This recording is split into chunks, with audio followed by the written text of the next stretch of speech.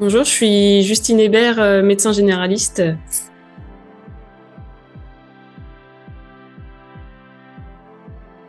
Donc en fait, je fais partie d'un PSLA, une MSP multisite entre Le Havre et Rouen, et nous sommes 103 professionnels de santé.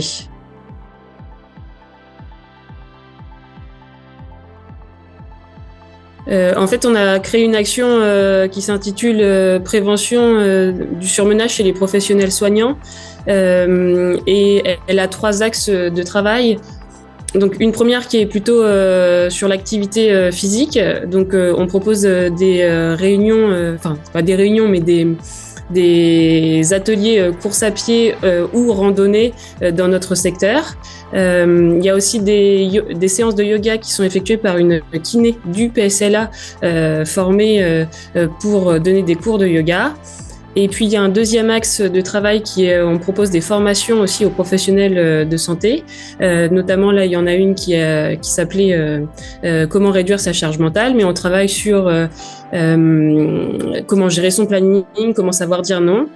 Et il y a un troisième axe qui n'a pas encore été débuté, mais on aimerait bien le mettre en place sur 2024. C'est un travail de psychologue, avec notamment on travaille avec une psychologue qui propose de façon théâtrale de rejouer des situations complexes à domicile ou qui ont mis les praticiens en difficulté, qu'on appellerait psychodrame, pour avoir une pratique un peu critique sur ces situations difficiles.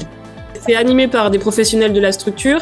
À partir du printemps, en fait, quasiment une fois par semaine, il y avait une réunion activité marche. En fait, on donne un lieu, un point de rendez-vous et vient qui veut. En fait, donc on s'est retrouvé à une dizaine de personnes à aller marcher toutes les semaines.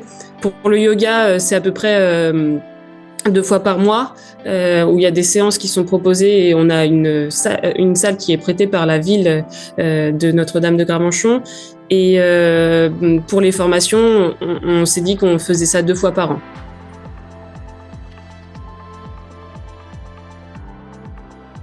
Le but, c'est que on puisse représenter sur les événements sportifs, type créer une équipe un peu sportive localement pour dire que les professionnels ils prennent soin d'eux aussi. Et puis c'est que les professionnels, nous sommes 103, qu'il y en ait de plus en plus qui accèdent à ce genre de manifestations.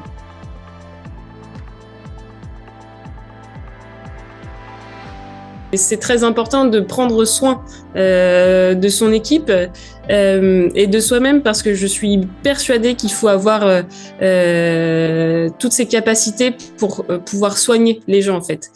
Sinon on n'est nous-mêmes pas en bonne santé, on peut pas donner du soin aux gens de façon qualitative.